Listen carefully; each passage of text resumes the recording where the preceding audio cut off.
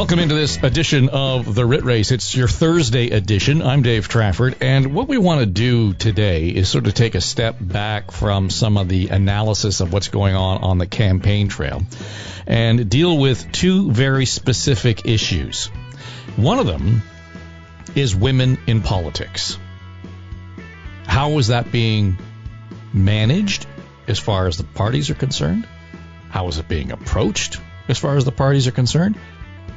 And how are women responding to politics in Canada?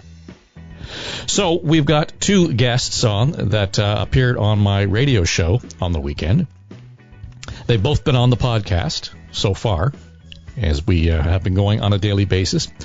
Erin Trafford, my daughter, joined us from Nova Scotia earlier in the campaign, and we talked about how Nova Scotians were responding to the federal campaign, particularly considering the backdrop of their provincial election. And we've also had Amanda Galbraith on from Navigator, and of course brings an important perspective, certainly as a war room experienced organizer, strategist, communications person. And so we are going to include both of them in this discussion on this Thursday edition of the Writ Race. So they're both with us this morning. Erin joining us from The Passage, and Amanda, are you in the county? I am in the county. So from the county to The Passage, welcome both of you. And I don't know, it's, you know, I when I heard both of you kind of getting involved with this, what you both had in common as well when you got on the podcast, you both said, is it okay to swear? So that sort of set the tone for our conversation.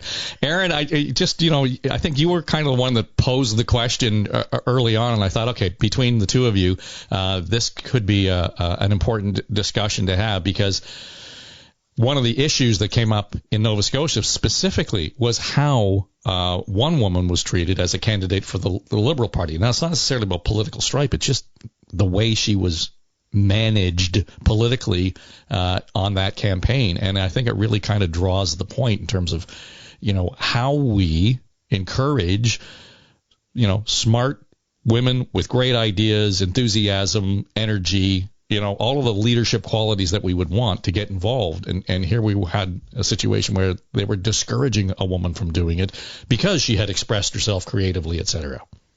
So let me back up right there, because I think that you have hit on the key problem that exists in the Canadian political ecosystem right now, is that, yes, we want to encourage women who have vision, ideas, creativity, leadership quality. But what I can tell you is happening is not that, is that the parties are approaching women to run for politics for two reasons. Number one, because they want to be able to say, look, we ran 50% plus female candidates in the last election. Check that box. Two, they're going out there and saying, because you're a woman, you stand a better chance at winning. It has nothing to do with what matters to women voters and what should matter to male voters or any other voter out there. So, you know, the situation that happened in Nova Scotia was, you know, in my opinion, absolutely abhorrent what they did to that woman. They made her step down only after it came out that they asked her to lie about why she was stepping down from the race. So I think just the bigger issue is that women in politics, quote unquote, is typically just a chapter in a political science textbook. And we can't be there anymore. We need to change that narrative, and the political parties, all of them, need to change that narrative now, or they're going to end up just having women candidates running on male-based patriarchal issues. Amanda? Yeah,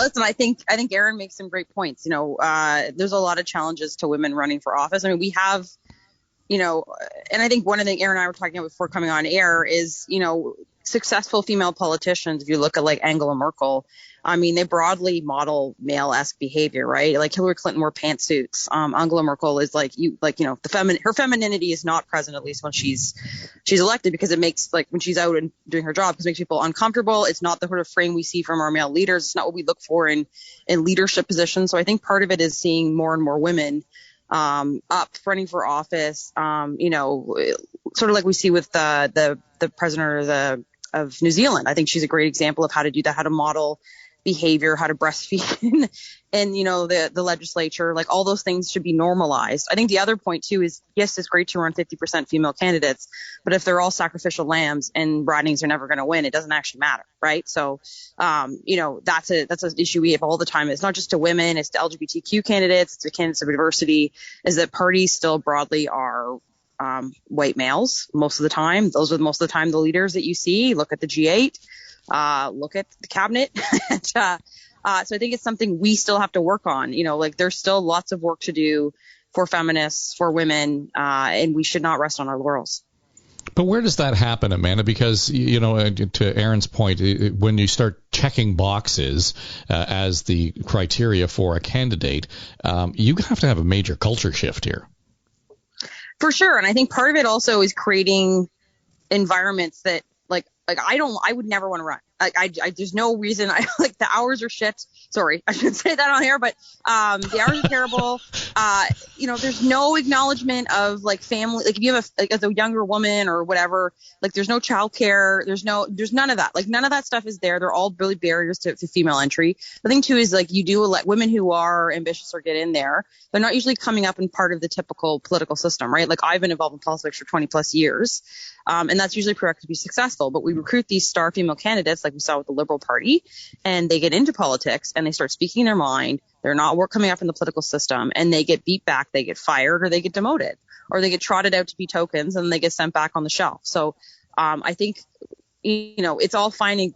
It's good that we talk about the issue, but I think the lack of follow through is problematic. I also think the institution itself is broadly still built around, men and how they view life and how they approach life. And we know from corporations, the more diversity you have, the more women you have on boards, the more successful you are, the more retention you have. So I just think it's about shifting. It's not just about sticking women in the institutions as they sit. It's actually about changing how they function.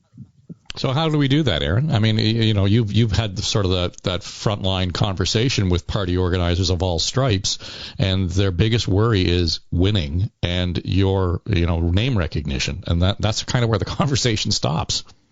Yeah. Like Amanda, I've been approached. I mean, I'm sure Amanda's been approached a bunch of times. So I've been approached quite a few times, and I'm always curious to see what is, frankly, the quote unquote sales pitch for me to give up my life and go devote it to Ottawa. Now, I am a firm believer in democracy. I am a proud Canadian. I want to do well for our country and my fellow citizens, but like Amanda, I'm also just no way, Jose. They're not considering that the government, yes, is a policy-making institution. It's something that we uphold and keeps our country on the rails, but it's also made up of people. And I think the problem is that all three major political parties are really losing sight of that when they're going out to find candidates. And then what happens is, because they're not looking at their candidates as people, they're looking at them as horses in a race with ratios and, the statistics and can they win and can they not. They're playing the odds. Once they get into government, especially women, and they act like people, it's seen as a problem. And, I have a young family. What was I going to do if I had to all of a sudden move to Ottawa?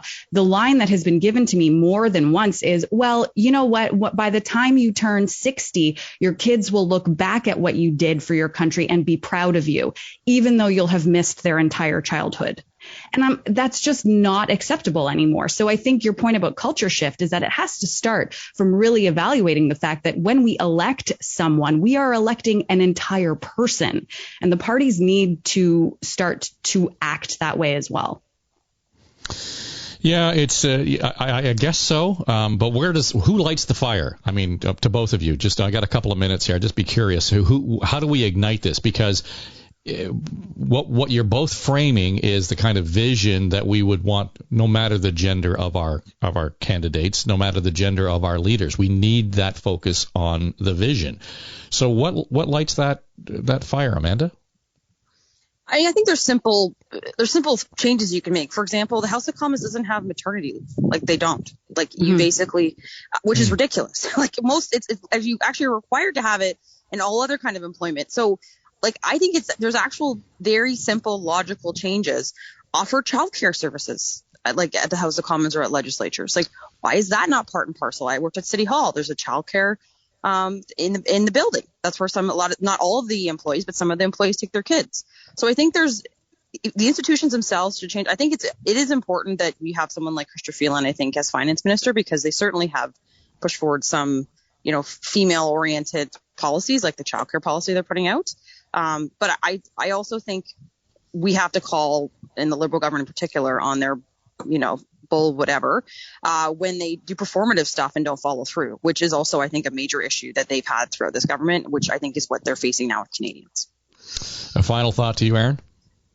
Yeah, I agree wholeheartedly. I think lighting a fire is going to require a group, a cohort, groundswell of people, women in particular, who are just not going to take it anymore. I'd love to see the formation of a new party that represents much more forward-thinking female policies, but I know that that's a little bit out there in left field, quite literally. I don't think that'll happen, but I think it's going to take a lot of people calling truth to power over a consistent amount of time, constantly asking politicians how they're having these conversations, what they really value. Is it really just about winning? What are you actually going to do to make sure that equity isn't just paying lip service?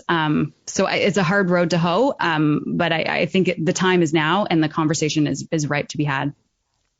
Listen, thanks to both of you for joining us this morning. I smell a podcast series, by the way, so I'm just saying. Amanda Galbraith and Erin Trafford, thank you both for being here. And, we might pick your brain on this as we get through the campaign, as we get closer to the election.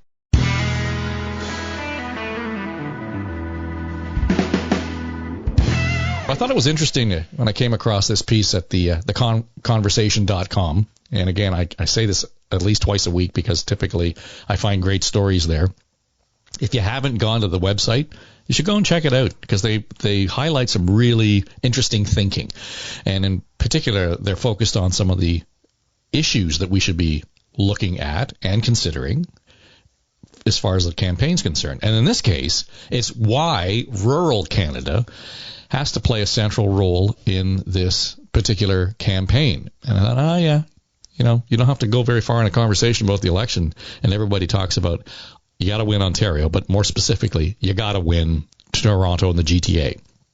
That's the dense urban center, 6 million people, blah, blah, blah, blah, blah. So I thought, okay, well, let's dig in a little bit on that. Ashley Whedon is the PhD candidate at the School of Environment Design and Rural Development at the University of Guelph. She penned this particular piece, and Ashley, thanks for joining us. We appreciate you getting up and doing this morning. Oh, thanks for having me. I'm so glad you liked the piece. Well, you caught my attention right away when you said you're a ruralist and a futurist. So I thought, okay, then we really need this perspective on it because, well, I think we're not looking to your point about being a futurist. I don't think we often enough, particularly in election campaigns, look far enough down the road to say, where is this going to take us? And so when you talked about the services or the attention that's paid to rural Ontario or rural Canada, immediately the thing that popped in mind, it was my mom and dad used to live in a little town called Sombra in southwestern Ontario. And just their reliance, as many people, on the internet was typical. You wanted to do this, that, or the other thing. And oftentimes they would be relying on their internet to get medical appointments or their prescriptions filled or picked up, etc. They had the worst internet service, I think, in the country. There's no infrastructure there. And so, I'd be looking at my mom and saying, why can't you do this? Well, we don't have the service. Well, who have you called? I've called everybody, and I get nowhere. So this is what kind of resonated with me when we almost looked at everything through the lens of what's going on in Toronto. Yeah, I think that we recognize inherently, right, that Toronto and Montreal and Vancouver are different from each other and require different supports or policies and programs and investments.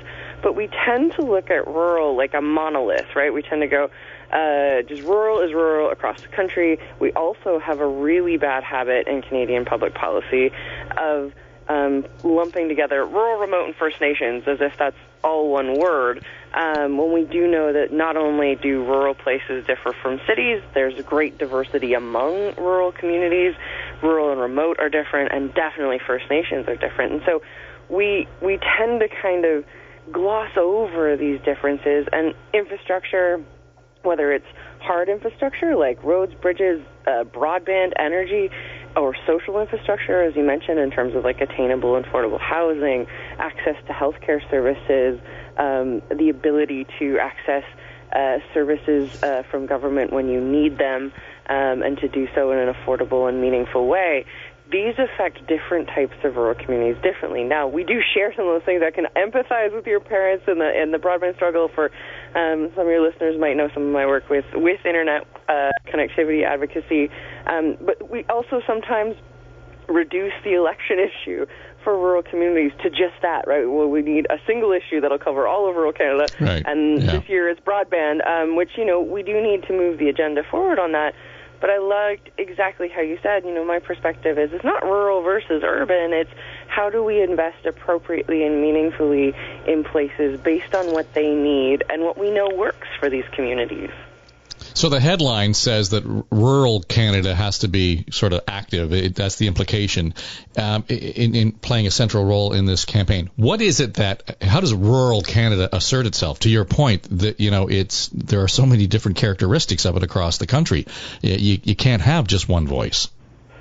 Well, I think this is where we get into these really interesting conversations, certainly in the work that I do, and people who I admire talk more about place-based approaches. So everyone in any community, should be taking an active role in this election, reading platforms. And I know I'm in grade 38. I like reading. This is part of the work that I do. But as voters, it's incumbent on us. We're responsible for understanding what would-be decision makers are telling us that they plan to do, and pushing those plans beyond just sort of platitudes to say, well, what do you mean? How are you going to do this? So we can talk about broadband, for example, that the current government had promised to bring in 50-10 standard by 2030, which, putting aside for a minute that that's a terribly unambitious target that will feel as out of date in 2030 as dial-up does now. The Conservatives and the NDP are saying that they can do it by 2025, but no one has yet managed to say, despite the fact that we've had broadband programs to connect rural Canada since the 1980s, that we haven't managed to do so far is a massive failure, and how are they going to do things differently? So when it comes to whether it's broadband, whether it's ensuring that we have affordable and attainable housing stock available, what are we going to do now that, Greyhound has closed the vast majority of its routes throughout the country that will primarily serve rural and remote areas? Rural people, based on your own community needs, should be reading these platforms and pushing their candidates to say, do I see myself, my own community, showing up in these platforms? What would it look like to have this policy or program or promise implemented here? Would it even work here?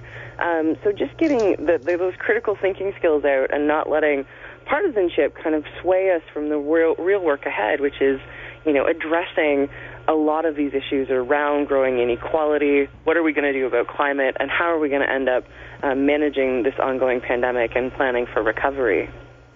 Yeah, and as I let you go through your laundry list there, those questions, though, really aren't anything that is hugely divergent from what happens in the urban setting. I think the real challenge is, quite frankly, the political discussion becomes who speaks the loudest, and where's the sort of the vote-rich area. And that's probably, I think, the biggest challenge that the rural areas would have, isn't it?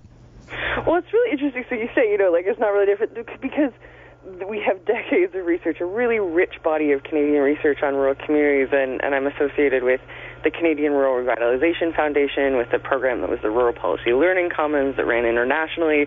And so, our laundry list, as you said, it's almost so straightforward as to feel exactly super simple, but it is based on, decades of research to say we know what works, we just need to do it.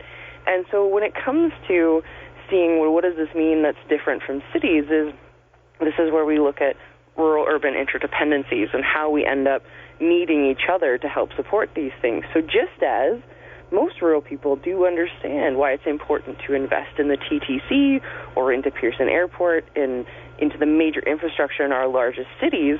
We need our urban colleagues, friends, and family to sort of speak up and say, this is why we need to push for infrastructure investments in, say, broadband, or making sure that rural hospitals are just as equipped as those in the city.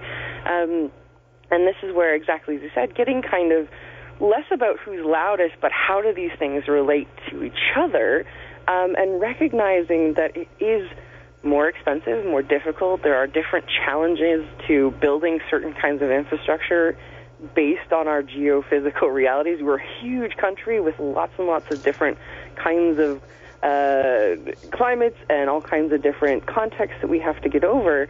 So we need to start building those things into the way we plan about how we're going to implement various policies, rather than just assuming that what works in Sombra is going to work in Pickle Lake, it's going to work in Brigus Cove, in Newfoundland. So just being able to adapt to these different conversations, and then certainly, yes, exercising our agency, making sure that the issues that our communities are facing are coming to the top of the agenda, and that we're not letting people who are seeking our attention and our vote kind of get away with glossing over the issues around what it is they're actually going to do about the biggest problems we're facing.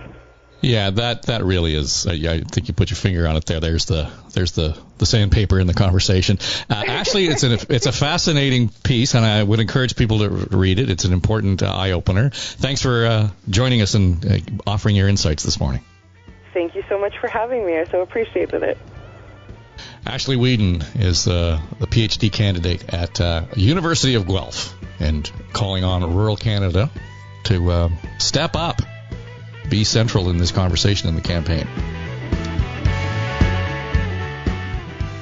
All right, well, that will do it for us for this edition of the Writ Race. We'll be back at it again tomorrow for your Friday issue, and of course, Friday means we look at it through the provincial lens of the federal campaign. So we'll get to that first thing Friday. So if you enjoy what you heard, share it. If you really enjoyed, subscribe, and this will pop into your inbox on a daily basis. I'm Dave Trafford. This is the Writ Race. It's an eye contact podcast.